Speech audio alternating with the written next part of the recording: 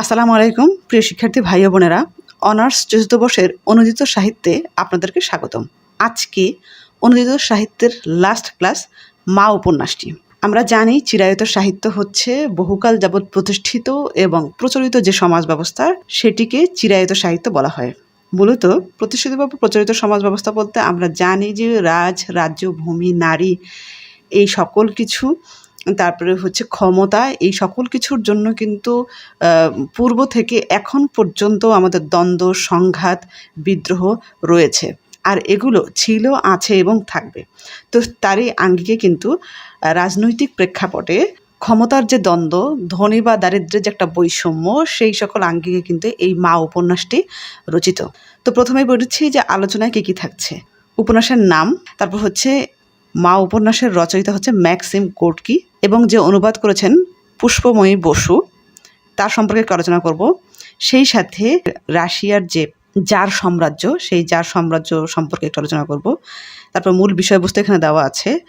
চরিত্রসমূহ মোটামুটি এখানে 12টি চরিত্র দেওয়া আছে। প্রত্যেকটি চরিত্রই নিজস্ব বৈশিষ্ট্য বা নিজস্ব গুণে সক্রিয় হয়ে আছে। এরপর হচ্ছে আমি প্রত্যেকটা উপন্যাসে বা প্রত্যেকটা নাটকে যে বিষয়গুলো দিয়ে থাকি, যে নাটকের বৈশিষ্ট্য বা পয়েন্ট বা গঠনগত বৈশিষ্ট্য আমরা বলতে পারি, তো এই বিষয়গুলো দেওয়া আছে। তো শুরু করছি মা উপন্যাসটি। মা উপন্যাসটি 1906 সালে প্রকাশিত হয় এবং 1907 সালে এটি কিন্তু পুস্তক আকারে প্রকাশিত হয়। এরপর হচ্ছে ম্যাক্সিম গোর্কি। মূলত ম্যাক্সিম গোর্কি এটা হচ্ছে এই সাহিত্যিকের ছদ্মনাম। তার আসল নাম হচ্ছে অ্যালেক্সি ম্যাক্সিমোভিচ পেশকভ। তো প্রথমেই ম্যাক্সিম গোর্কি সম্পর্কে একটু জানবো। এটি হচ্ছে তার সাহিত্যিক নাম। আর ম্যাক্সিম গোর্কি অর্থ হচ্ছে তিক্ত প্রাণ। আসলে এই লেখক বা এই সাহিত্যিকের জন্ম থেকে তার একেবারেই শেষ পর্যন্ত তার জীবনের প্রত্যেকটা পরতে পরতে তিনি আসলে অনেক বেশি অভিজ্ঞতা সঞ্চয় করেছেন। তিনি 9 বছর বয়সে পিতামাতা হারিয়েছেন এবং 12 বছর বয়সে তার দাদিকে খোঁজ করার জন্য গৃহত্যাগ করেছেন। যখন তিনি খোঁজ করে পাননি, তখন কিন্তু তার জীবনটা মনে হচ্ছিল একটা বিষণ্ণ জীবন মনে হচ্ছিল। তখন কিন্তু তিনি আত্মহত্যার জন্য তিনি চেষ্টা চালাচ্ছিলেন, কিন্তু সেটা তিনি ব্যর্থ হয় এবং সবশেষে তাকে আমরা দেখি যে তিনি এই যে সোভিয়েত ইউনিয়ন বা রাশিয়া, এই রাশিয়াকে ঘুরে ঘুরে দেখার জন্য তিনি মনস্থির করলেন এবং সেটিকে তিনি সফলও হলেন। তিনি ঠিক 5 বছরে পুরো রাশিয়াকে তিনি পায়ে হেঁটে ঘুরে ঘুরে দেখলেন এবং সেই সাথে তিনি অনেক অভিজ্ঞতা সঞ্চয় করেছিলেন। আর এই মা উপন্যাসটি মূলত একটা রাজনৈতিক উপন্যাস। আর এই মা উপন্যাসটি এতটাই বিখ্যাত যে এটি 116টি ভাষায় অনুদিত হয়েছে। এরপর আসছি পুষ্পময়ী বসু। ইনি হচ্ছেন একজন ময়মনসিংহের লেখিকা। তিনি মূলত একজন সমাজসেবী এবং সুলেখিকাও তাকে বলা হয়ে থাকে। তো আসছি আলোচনায়। এখানে জার সাম্রাজ্য আমি লিখে রেখেছি। জার অর্থ হচ্ছে তৎকালীন সময়ে, তখন তো রাশিয়া নামকরণ করা হয়নি, তখন ছিল হচ্ছে সোভিয়েত ইউনিয়ন। সোভিয়েত ইউনিয়ন বা বর্তমানে রাশিয়ার প্রধানকে জার বলা হয়ে থাকে। তো জার সাম্রাজ্যটা কীরকম ছিল? তো এই জার সাম্রাজ্যে কিছুদিন হয়তো ব্রিটিশরা শাসন এবং শোষণ করেছেন, কিন্তু তাদের মধ্যকার যে জাররা ছিল তারাও কিন্তু কৃষকদের, শ্রমিকদের প্রত্যেকেই কিন্তু অনেক বেশি অত্যাচার এবং নিপীড়ন করতেন। তো যার সাম্রাজ্যের একটু পরিচয় দিয়েই, সেটা হচ্ছে সামন্ত প্রতিভু। সামন্ত প্রতিভু হচ্ছে যে ভূমি কেন্দ্রিক যে শাসন ব্যবস্থা, সেটার প্রতিভু হচ্ছে এই সোভিয়েত ইউনিয়ন বা রাশিয়ার প্রধান। অর্থাৎ কৃষকরা সব কিছুই করবে, কিন্তু বিনিময়ে কম সংখ্যক বা কিছু সংখ্যক ফসল অথবা রোজগার তারা ঘরে আনতে পারবে এবং সকল কিছুই হচ্ছে রাজার বা সামন্ত প্রতিভুর। তারা মূলত অত্যাচারী এবং জুলুমকারী। এখানে আমি লিখে রেখেছি যে রাশিয়ার বা সোভিয়েত ইউনিয়নের 1861 সালে তৎকালীন সময়ের জার ভূমিদাস প্রথা বাতিল করতে বাধ্য হলে, অর্থাৎ যুগে যুগে যে বিদ্রোহ হয়ে আসছিল, তো সেই তারই প্রেক্ষাপটে কিন্তু ভূমিদাস প্রথা বাতিল করতে বাধ্য হলে সোভিয়েত ইউনিয়নের 3 কোটি কৃষক এবং 5 কোটি ভূমিদাস 19 থেকে 20 শতকের শিল্প বিপ্লবের সাথে সাথে, আমরা জানি যে 19 থেকে 20 শতকে কিন্তু শিল্প বিপ্লব হয়েছিল। অর্থাৎ যেমন আগে লাঙ্গল দিয়ে চাষ করতাম, তখন আর লাঙ্গল দিয়ে চাষ করতে হচ্ছে না, তখন ট্রাক্টর বা এরকম কিন্তু নানান প্রযুক্তি বের হচ্ছিল। অর্থাৎ 19 থেকে 20 শতকের শিল্প বিপ্লবের সাথে সাথে এই ভূমিদাস বা কৃষকরা শ্রমিক হয়ে ওঠে। সেই সাথে তাদের ওপর আরও শাসন এবং শোষণের মাত্রা তীব্র হয়ে ওঠে। অর্থাৎ যুগে যুগে রাজপ্রধানরা এভাবেই অত্যাচার এবং জুলুম করেছে, কিন্তু তৎকালীন সময়ে যে 1861 সালে একটা ভূমিদাস একটা বিপ্লব হয়, তো ভূমিদাস প্রথা বাতিল করতে গিয়ে তখন কিন্তু এই কৃষক এবং ভূমিদাসরা আবার শিল্প বিপ্লবের সাথে সাথে শ্রমিক হয়ে ওঠে। কিন্তু শ্রমিক হয়ে উঠলে তাদের জীবনে আরও দুঃখ এবং দুর্দশা বেশি নেমে আসে, অর্থাৎ তাদের উপর আরও বেশি শাসন এবং শোষণের মাত্রা তীব্র হয়ে ওঠে। তো আমি এখানে সালগুলো একের পর এক লিখে রেখেছি। এই সালগুলোর পরে কিন্তু আমরা যেমন দেশ স্বাধীন করেছি 1971 সালে, তো জার সাম্রাজ্যেরও যে শ্রমিকদের যে শাসন, অত্যাচার, নিপীড়ন, এগুলো থেকে যে তারা মুক্তি পেয়েছে, তারই ক্রমান্বয়ে কিন্তু তারা 1902 সাল থেকে শুরু করে মূলত এই 1861 সাল থেকেই কিন্তু তারা যুদ্ধ করছে। কিন্তু আমাদের এই মা উপন্যাসটি মূলত 1902 সাল থেকে এই মা উপন্যাসের ঘটনা শুরু হয় এবং দেখা যায় যে 1906-07 পর্যন্ত এই উপন্যাসের ঘটনা বিন্যাস। এবং সবশেষে আমরা দেখি যে 1917 সালে রুশ বিপ্লবের মধ্য দিয়ে লেনিনের নেতৃত্বে জার সাম্রাজ্যের পতন হয় এবং বলশেভিক দল ক্ষমতা গ্রহণ করে, অর্থাৎ শ্রমিক দল ক্ষমতা দখল করেন। আসছি 1902 সালে। সমরভতে 1902 সালে 1 মে শ্রমিকদের মিছিল হয় এবং সেখানে ছত্রভঙ্গ হয় এবং সেখানে 1000 শ্রমিককে গুলি করে হত্যা করেন। তো এখান থেকেই হচ্ছে এই উপন্যাসের যাত্রা। তো এরপরে হচ্ছে আমরা দেখি 1905 সালে রাশিয়ায় জারের বিরুদ্ধে একটি বিপ্লব সংগঠিত হয়, যা ইতিহাসে বা সোভিয়েত ইউনিয়নের ইতিহাসে প্রথম বিপ্লব হিসেবে পরিচিত। তো এই 1902 সাল থেকে 1902-1905 প্রেক্ষাপটেই কিন্তু ঐতিহাসিক ঘটনাকে সঙ্গে করে নিয়ে কিন্তু এই মা উপন্যাসটি রচনা করেন ম্যাক্সিম গোর্কি, যা 1906 সালে তিনি প্রকাশ করেন এবং 1907 সালে তিনি পুস্তক আকারে প্রকাশ করেন। এরপর হচ্ছে আন্দোলন হচ্ছেই ভূমিদাস, তারপরে হচ্ছে কৃষক, তারপরে হচ্ছে শ্রমিক, এই সকল যে আন্দোলনগুলো ছিল সেই আন্দোলনের প্রেক্ষাপটে কিন্তু সর্বশেষ 1917 সালে রুশ বিপ্লবের মধ্য দিয়ে লেনিনের নেতৃত্বে জার সাম্রাজ্যের পতন হয় এবং বলশেভিক বা শ্রমিক দলের ক্ষমতা গ্রহণ করে। এইভাবেই কিন্তু রাশিয়ায় বা সোভিয়েত ইউনিয়নে শ্রমিকদের অধিকার প্রতিষ্ঠিত হয়। আর এই জার সাম্রাজ্যরা এতটাই ভয়ঙ্কর ছিল, তাদের বিরুদ্ধে যদি কেউ কথা বলতো বা কোনো শ্রমিক বা কোনো কৃষক যদি আন্দোলন করতো বা প্রতিবাদ করতো, তারা দুটো শাস্তি দিত। একটা হচ্ছে তাদেরকে মৃত্যুদণ্ড দেওয়া, আর হচ্ছে সাইবেরিয়ায় নির্বাসন দেওয়া। আর সাইবেরিয়ায় নির্বাসন দেওয়া হচ্ছে মৃত্যুর সমতুল্যই বটে। তো তারা এই জার সাম্রাজ্য এই দুটো শাস্তি তারা প্রয়োগ করে থাকতো।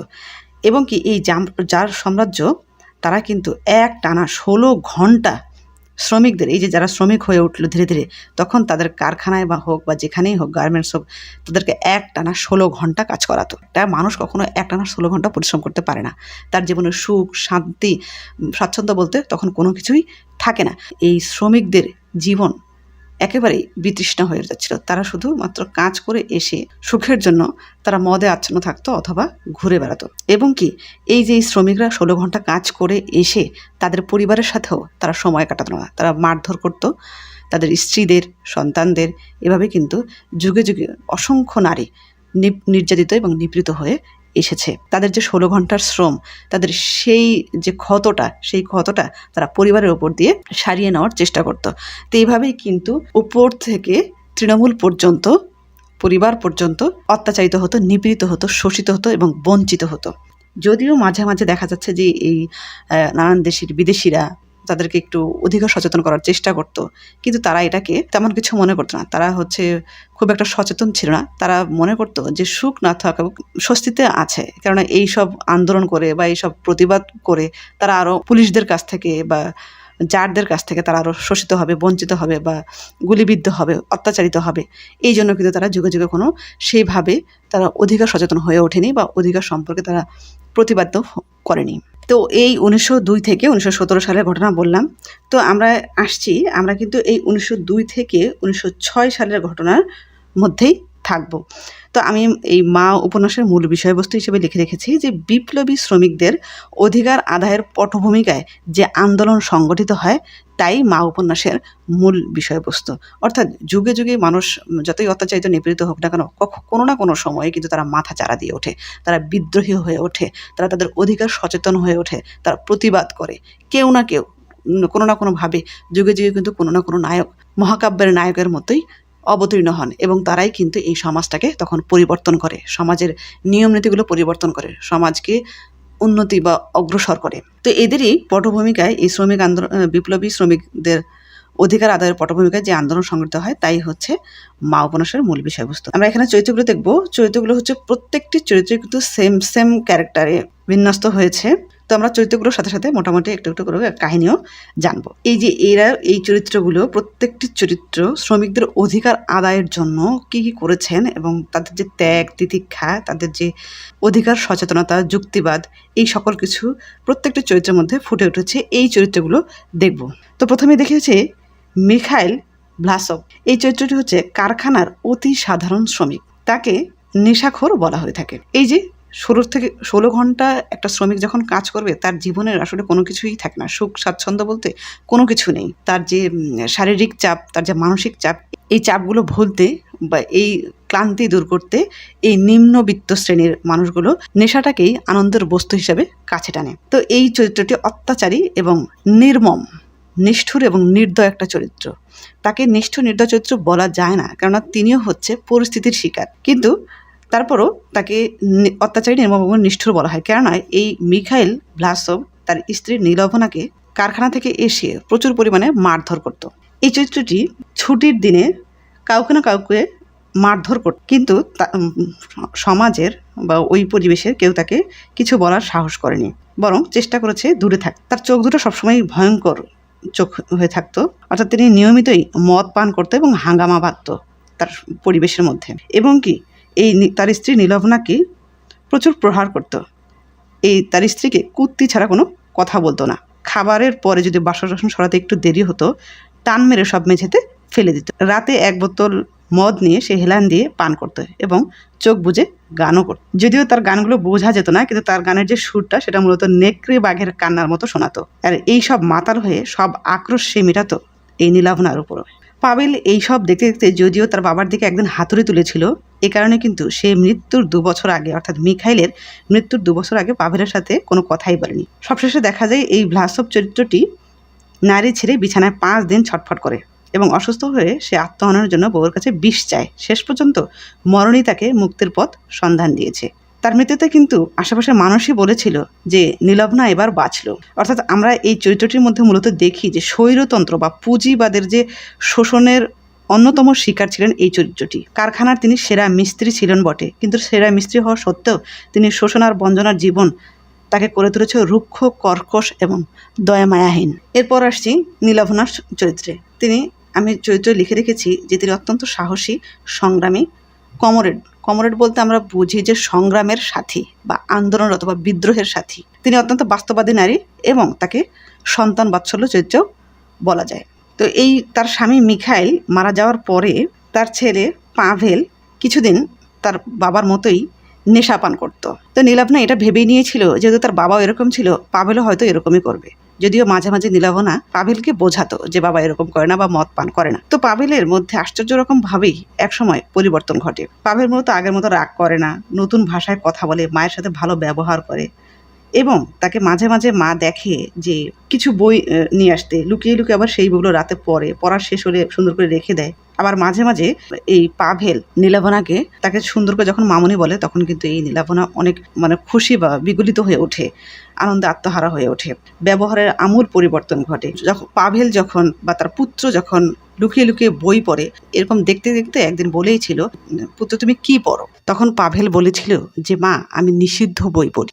আর এই নিষিদ্ধ বইগুলোর মধ্যে দেওয়া থাকে মূলতই শ্রমিকদের, মজুরদের, ভূমিদাসদের, কৃষকদের অধিকার আদায়ের কথা বলা রয়েছে। তারা যুগে যুগে যে অত্যাচারিত, নিপীড়িত, শোষিত, বঞ্চিত হয়ে আসছে, তাদের মুক্তির কথা বলা হয়েছে এই সব বইয়ে। আর এই জন্য এই সব বই বড় বড় জাররা এই বইগুলোকে নিষিদ্ধ করেছে। তো নীলাভনা ধীরে ধীরেই পাভেলের এই বই সম্পর্কে সে বুঝতে পারে। আর তখন থেকেই নীলাভনা তার পাভেল বা তার ছেলের পাশাপাশি তিনিও সৎসাহসী, সংগ্রামী, কমরেড, বাস্তববাদী নারী হয়ে ওঠে। অর্থাৎ তিনিও কমরেড হয়ে ওঠে, তিনিও আন্দোলনের সাথী হয়ে ওঠে, তিনিও ছেলের সাথে সাথে অধিকার সচেতন হয়ে ওঠে, শ্রমিকদের আন্দোলনের কথা বলে। এভাবেই কিন্তু তাকে ধীরে ধীরে আমরা সাহসী, সংগ্রামী এবং কমরেড, বাস্তববাদী নারী হিসেবে দেখি। তো পাভেল যে এইসব বই পড়ে মাঝে মাঝে কিন্তু পুলিশরা তল্লাশিতেও আসে। একদিন কিন্তু পুলিশরা তল্লাশিতেও এসেছে। পাভেল কিন্তু তৎক্ষণাৎ সেই বইগুলো লুকিয়ে ফেলে এবং অনেক রাত্রেই এই পুলিশগুলো তারা তল্লাশিতে আসে, কিন্তু তারা যখন কোনো কিছুই পায় না তখন নীলাভনা পুলিশদেরকে ভৎসনা করে পাঠিয়ে দেয়। তো এই দিক থেকে দেখি আমরা তার সংগ্রামী হয়ে ওঠার যে গল্পটা তার ছেলের কাছ থেকেই। পাভেলের মা ধীরে ধীরে কিন্তু এই যে এই চরিত্রগুলো তাদের বাসায় আসা যাওয়া করে, তখন কিন্তু নীলাভনা ধীরে ধীরে সকলের মা ওঠে এবং সে আন্তর্জাতিকভাবে মা হয়ে ওঠে। রাজনৈতিক দৃষ্টিকোণ থেকে তার যে আদর্শ, তার যে সাহসী বা সংগ্রাম, তার সকল কিছুর মধ্যে দিয়ে তিনি সকলের মা হয়ে ওঠেন। এই উপন্যাসটিতে মাত্র 2 বার নীলাভনার নাম উচ্চারণ করা হয়েছে, আর বারবার শুধু মা মা বলা হয়েছে। এরপর হচ্ছে পাভেল চরিত্র আমরা দেখি। পাভেল বা পাশা, তার ডাকনাম হচ্ছে পাশা। তিনি হচ্ছে শ্রমিক, বিপ্লবী, অধিকার সচেতন, যুক্তিবাদী, সত্যাগ্রহী, ন্যায়নিষ্ঠ পাঠ চক্রের প্রতিষ্ঠাতা। অর্থাৎ পাভেল, আমরা প্রথমেই বললাম যে পাভেলের মধ্যে আমূল পরিবর্তন আসে। সে ধীরে ধীরে অধিকার সচেতন হয়ে ওঠে, যুক্তিবাদী হয়ে ওঠে, সত্যাগ্রহী হয়ে ওঠে এবং তিনি একটি পাঠ চক্র গড়ে তোলেন। অর্থাৎ বিপ্লব সম্পর্কে যথার্থ ধারণা লাভ করার জন্য সে প্রচুর পড়াশোনা করছে, কমরেডদের সাথে আলাপ আলোচনা করছে, তর্ক বিতর্ক করছে। যে মুহূর্তে তার মধ্যে বিপ্লবের আদর্শ বা প্রত্যয় জন্মেছে, সে তা প্রচার করার জন্য বাস্তব পন্থা অবলম্বন করেছে। আর এই পাভেল শ্রমিক বা বিপ্লবী বা অধিকার সচেতন নাগরিকদের সম্পর্কে তার জ্ঞানকে আরও প্রসারিত করার জন্য এবং অন্যায় সম্পর্কে আরও জানার জন্য তিনি একটা পাঠ চক্র গড়ে তোলেন। মূলত পাঠ চক্রের মাধ্যমে যে জ্ঞান আহরিত হয়েছে, তেমনি তারা তাদের কর্ম পরিকল্পনাগুলোকেও আরও সহজ করে নিয়েছে। তো তার পাঠ চক্রে কারা কারা আছে আমরা এই চরিত্রগুলো পেয়ে যাব। তিনি অত্যন্ত নির্ভীক, তাকে কোনো কিছুতেই দমানো যেত না, কোনো কিছু থেকেই তিনি ভয় পেত না এবং অক্লান্ত কর্মী। তিনি যা কিছু দেখতেন তা কিন্তু ছাপানোর চেষ্টা করতেন এবং বিলি করার চেষ্টা করতেন। প্রত্যেকের মাঝে অধিকার সচেতন বাড়িয়ে তোলার জন্য সেই প্রচারপত্র তিনি চালিয়ে যেতেন। তো পাভেল কিন্তু তার মা নীলাভনাকে বলতো যে তার কিছু লোকজন আসবে। যদিও নীলাভনা প্রথম থেকে ভয় পেয়ে যায় যে কারা আসবে, তো এই মূলত Sasha, Khokhol, Natasha, Nikolai Ivanovich, Sofia এরাই কিন্তু মাঝে মাঝে আসতো। তাদের শ্রমিকদের অধিকার সম্পর্কে তারা সচেষ্ট হতো এবং তারা কর্মপরিকল্পনা হাতে নিত। তো এরই একজন হচ্ছে সাশা। তিনি অত্যন্ত বিপ্লবী, পুরুষালী স্বভাবের, যদিও তিনি অত্যন্ত অধিকার সচেতন, যুক্তিবাদী, ন্যায়নিষ্ঠ এবং পাভেলের প্রেমিকাও বটে। পাভেল বা সাশা দুজনকে পছন্দ করতেন, কিন্তু পাভেল এটিকে বিয়েতে রূপদান করতে চাননি। কেননা পাভেল জানে যে সন্তান, বাচ্চা কাচ্চা এগুলোর মধ্যে যখন পড়ে যায়, তখন মানুষের এই আবেগ অনুভূতির মধ্য দিয়ে তখন আর বিপ্লবের কথা বা অধিকার সচেতনতার কথা বা শ্রমিকদের কথা মনে থাকবে না। এই জন্যই কিন্তু পাভেল এটিকে সেভাবে সায় দেয়নি, কিন্তু তারা দুজনকে পছন্দ করতেন।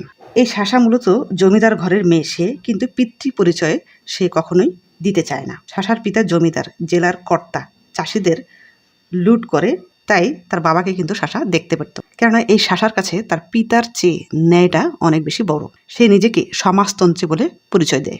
আবার এই সাশাকে আমরা এই চরিত্রে দেখি যে পাভেল যখন এই উপন্যাসটিতে দুবার কিন্তু জেল খেটেছে, আর এই জেল খাটার সময় কিন্তু এই সাশা নীলাভনার খোঁজখবর নিয়েছে। এছাড়াও দলের যে ইশতেহার, যে নেম প্লেট, তারপরে হচ্ছে এই সকল কিছু মায়ের কাছে পৌঁছে দিয়েছে। বিপ্লবের কাজ করতে গিয়ে সাশা কিন্তু জেলেও খেটেছে। এই পাভেল চরিত্রটাকে সব শেষে যখন আমরা দেখি যে নির্বাসন দেবে, অর্থাৎ যেহেতু পাভেল হচ্ছে শ্রমিক আন্দোলনের মূল হোতা, তো এই পাভেলকে কিন্তু সবশেষে আমরা দেখি যে নির্বাসন দেয় সাইবেরিয়াতে। তখন কিন্তু সাশা ঠিক করে যে সেও সাইবেরিয়া নির্বাসনে চলে যাবে কোনো না কোনো অপরাধে। তবে এই কথাও ঠিক, সাশা কখনো পাভেলের পথে বাধা হতে চায় না। তো আমরা এইভাবে কিন্তু দেখি যে পাভেল বা সাশা তারা কিন্তু মূলত বিপ্লবকে সার্থক করতে গিয়ে জীবনের যে ব্যক্তিগত আবেগ বা অনুভূতি, ভালোবাসা বিসর্জন দিয়েছে। সাশার মতে বিপ্লবীদের নিঃস্বার্থ আত্মত্যাগের ফলেই কিন্তু বিপ্লব সার্থক হয়ে ওঠে। তো এরপর দেখি হচ্ছে খখল আন্দ্রেই কথাটি বলা হয়ে থাকে। মূলত সোভিয়েত ইউনিয়ন বা রাশিয়ায় ভালোবাসার বা আদর দিয়ে আন্দ্রেই বলা হতো। তো খখল আন্দ্রেই বলতে হচ্ছে মূলত এই নীলাভনা। তো এই খখল আন্দ্রেই হচ্ছে পাভেলের বিপ্লবী বন্ধু। তিনি অত্যন্ত শান্ত এবং রসিক টাইপের, প্রেমিকও বটে এবং সেই সাথে তাকে অধিকার সচেতন, একনিষ্ঠ, যুক্তিবাদী, ন্যায়নিষ্ঠ, অক্লান্ত কর্মী বলা হয়ে থাকে। এই খখল চরিত্রের মধ্য দিয়ে একটা আকর্ষণীয় একটা মোহনী শক্তি রয়েছে, যার মধ্য দিয়ে খুব সহজেই কাছে টানে মানুষের।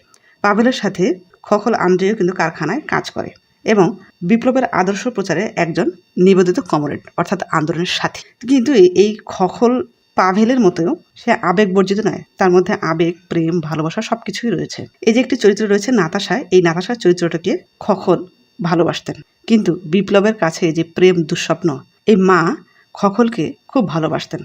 পাভেল না থাকলে খোকন এসে মাকে কাঠ কেটে দেয়, দরজার সিঁড়ির ধাপ ঠিক করে দেয়, তারপর যে ভাঙা বেড়া বেঁধে দেয়, এবং মা কিন্তু এই খোকনের মানে শহর থেকে তাদের বাসায় যাতায়াত করতে অনেক বেশি সমস্যা হয় বলে মা এই খোকনকে তাদের বাসায় রেখে দেওয়ার ব্যবস্থা করেন। খোকনও মাকে অনেক অধিক আদর করতেন, তাকে আদর করে নেনকো বলে ডাকতেন, এবং মাও তাকে ভালোবেসে আন্দ্রেউসা বলে ডাকেন।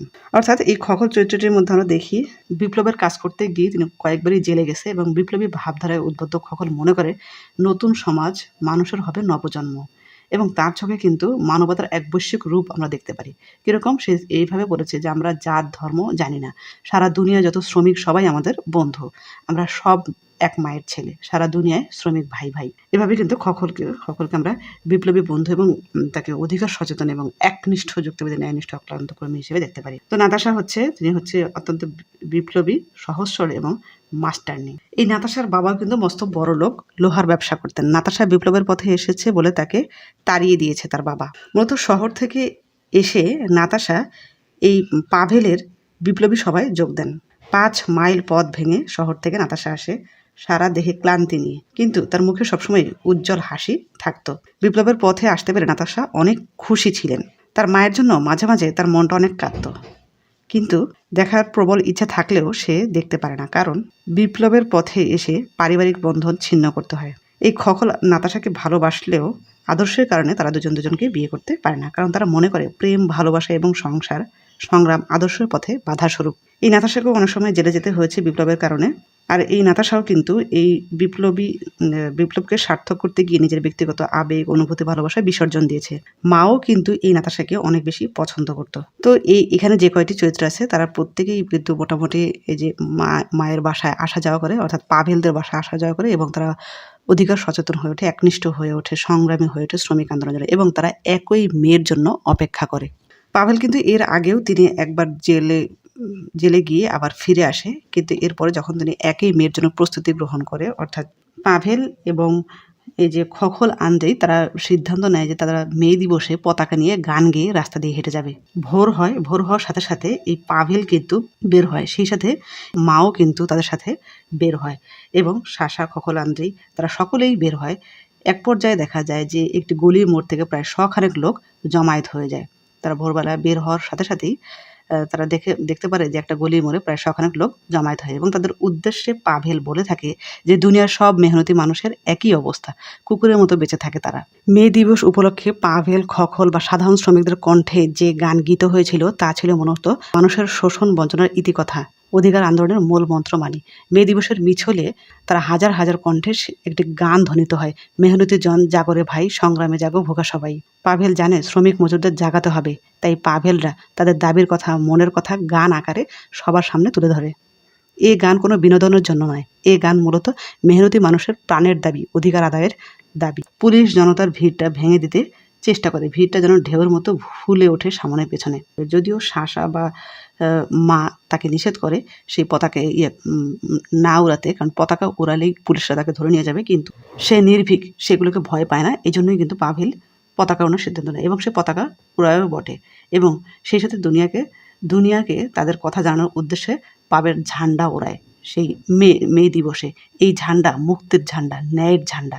মে দিবসে জনতার মধ্যে দুটো ভাগ হয়ে যায়, অর্থাৎ কেউ পুলিশের দিকে, আবার কেউ বা পাভেলদের পক্ষেই। তো পুলিশ তখন পাভেলকে ধরে নিয়ে যায়। মূলত এই পতাকাটি ছিল সাদা পতাকাটি প্রতীকী অর্থে, অর্থাৎ ন্যায়ের বা মুক্তির পতাকা। তার পরক্ষণে নাতাশাও কিন্তু তার ছেলেদের সাথে বা তার সহকর্মীদের সাথে আন্দোলনে যায়। নাতাশাও হচ্ছে এক পর্যায়ে পড়ে যায়, নাতাশার হাতে একটা সে পতাকাটিকে পায়। নাতাশাও কিন্তু সেখানে পুলিশের কিছু মার খায়, এবং নাতাশা সকলকে বোঝানোর চেষ্টা করে যে এই পাভেল তোমাদেরই ছেলে, তাকে সঙ্গ দিতে বলে। তখন মা কিন্তু এই পতাকাটি নিয়ে, সে পতাকাটা যদিও ছিঁড়ে যায়, দুদণ্ড হয়ে যায়, তবুও পতাকাটি নিয়ে সে বাড়ি ফিরে আসে। আর এইদিকে তো পাভেল জেলে পুড়ে যায়। তো পাভেল এর আগেই পরিকল্পনা করেছিল যে যদি সে জেলে পুড়ে যায় সেক্ষেত্রে কিন্তু মাকে যেন নিকোলাই তাদের সাথে শহরে নিয়ে যায়।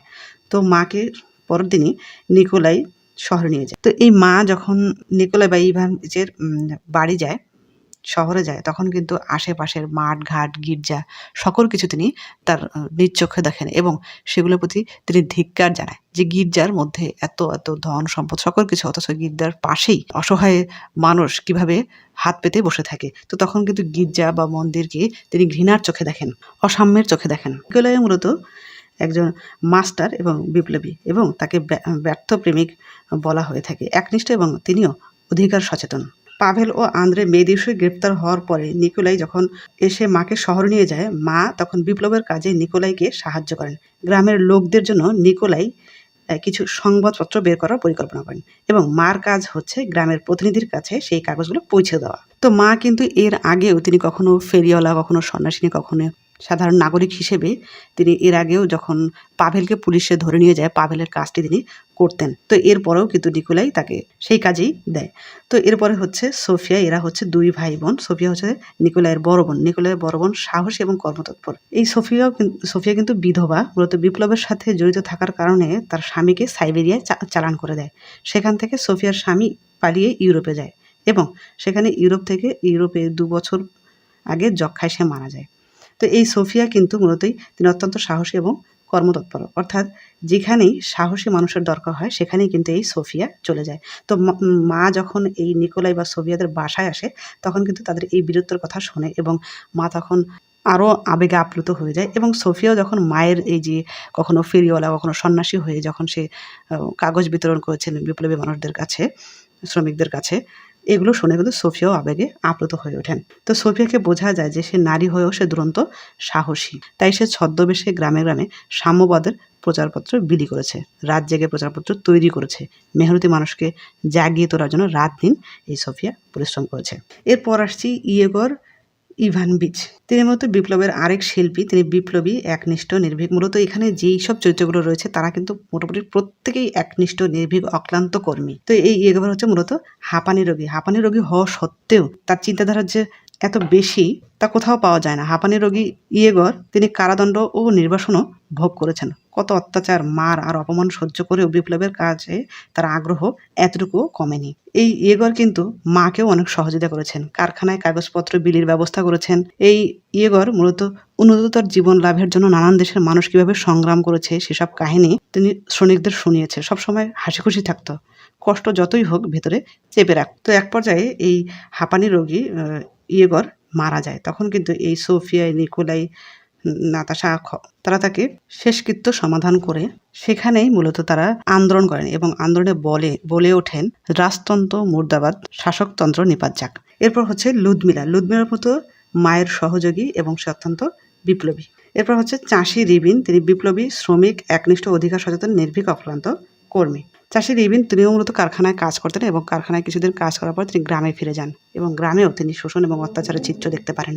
তিনি এক পর্যায়ে কিন্তু এই পুলিশের কাছে ধরা পড়েন, যদিও পুলিশ সাধারণ মানুষ অনেকেই তাকে ডাকাত হিসেবে দেখেছিল, কিন্তু তার যে স্লোগান, তার যে বিদ্রোহী স্লোগান, সেগুলো শুনে সবাই তখন বুঝতে পারে এবং কি মাও বুঝতে পারে যে এটাই হচ্ছে রিবিন এবং পুলিশরা এই রিবিনকে ধরে নিয়ে যায়। তখন মূলত এই মা গ্রামে গ্রামে গিয়ে এই শ্রমিকদের এই রিবিন সম্পর্কিত, তারপর হচ্ছে পাভেল তো জেলে রয়েছে, তো পাভেল সম্পর্কে প্রত্যেকের সম্পর্কে কিন্তু সজাগ করার চেষ্টা করছিল যে তারা শ্রমিক অধিকারের জন্য এত কিছু করছে। তো তাদের সম্পর্কে সেই সম্পর্কে তিনি আবার প্রচারপত্র বিলি। তারপর হচ্ছে ইসাই গরবাভ। তিনি কারখানা হচ্ছে সময় রক্ষক, অত্যাচারী এবং জুলুমকারী মালিক পক্ষের দোসর একটি চরিত্র। তাকে মূলত এই উপন্যাসে খুন করা হয়। এরই মধ্যে কিছু কিছু চরিত্র কিন্তু পাভেলকে পালিয়ে আসতে বলেছিল, কিন্তু পাভেল বলেছেন না, যোদ্ধারা বা মুক্তিরা কখনো পালিয়ে আসে না। তো পাভেল পালিয়ে আসেনি, বরং তাকে নিয়ে সর্বশেষ যে বিচার ব্যবস্থা হয়েছে, আদালতে দাঁড়িয়ে কিন্তু পাভেল দীপ্ত কণ্ঠে, অর্থাৎ বলিষ্ঠ কণ্ঠে নিজেদের অবস্থান এবং বক্তব্য বুঝিয়ে দেওয়ার চেষ্টা করেছেন। তিনি বলেন যে আমরা সমাজতন্ত্রী, তারা ব্যক্তিগত মালিকানা বিরোধী। ব্যক্তিগত মালিকানা আছে বলেই সমাজ ভেঙে পড়েছে, মানুষে চলছে হানাহানি, অবিরাম সংঘাত চলছে। পাভেলরা মূলত মিথ্যা আর দুমুখ নৈতিকতাকে স্বীকার করে না।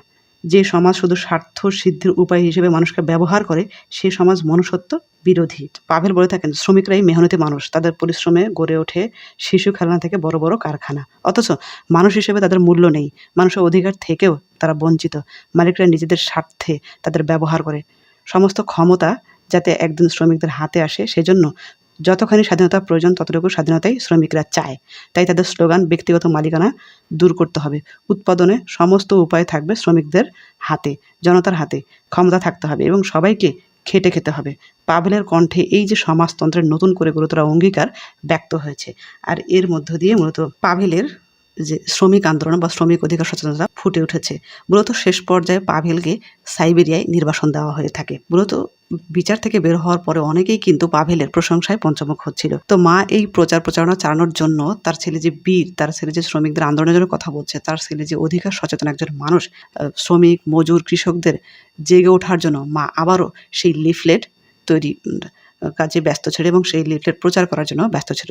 তো এরই মধ্যে সে লিফলেট প্রচার করার জন্য সে যাচ্ছিল, ট্রেনের জন্য তিনি অপেক্ষা করছিল। তো বিশ্রামাগারের পাশেই তিনি বসে আছে। এরই মধ্যে একটি ছেলে সুটকেস দিয়ে যায়, সেই হলুদ কালারের সুটকেসের মধ্যে মূলত ওই প্রচারপত্র বা লিফলেট ছিল। তো সেখানকার যে দারোয়ান বা ছিল তারা মূলত ভেবেছিল যে ইনি চোর বলে আখ্যায়িত করেছিল। তখনই কিন্তু মা চিৎকার করে ওঠে এবং মায়ের হাত লেগে সেই ব্রিফকেসের লিফলেটগুলো চারপাশে ছড়িয়ে পড়ে এবং সে চিৎকার করে বলে যে সে কখনো চোর না।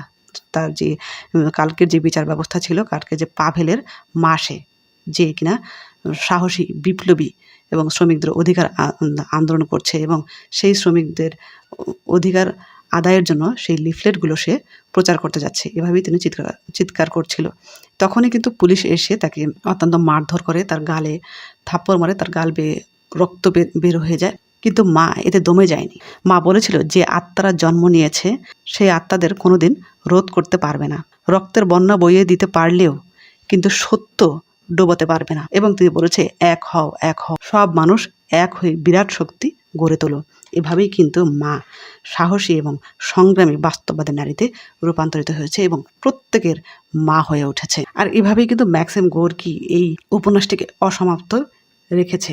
মা চরিত্রটি নায়ক চরিত্র, কেননা মা চরিত্রটি কিন্তু মধ্যে ডুইং এবং সাফারিং দুটোই দেখি। কেননা পাভেল কিন্তু মাঝে মাঝে জেলে গিয়েছে, তিনি শুরু থেকে শেষ পর্যন্ত সেভাবে থাকতে পারেনি এই উপন্যাসে, কিন্তু মা চরিত্রটি তার মধ্যে কিন্তু তিনি লিফলেট বিতরণ করেছে। তিনি শুরু থেকে শেষ পর্যন্ত তিনি অনেক বেশি কর্মতৎপর ছিলেন এবং তিনি অনেক কিছু ভোগও করেছেন। তিনিও অনেক নির্যাতন সহ্য করেছেন, অনেক কিছু আন্দোলন করেছেন। অর্থাৎ সার্বিক দিক থেকে কিন্তু পাভেল নয়, মূলত মাই হচ্ছে এই উপন্যাসের নায়ক চরিত্র।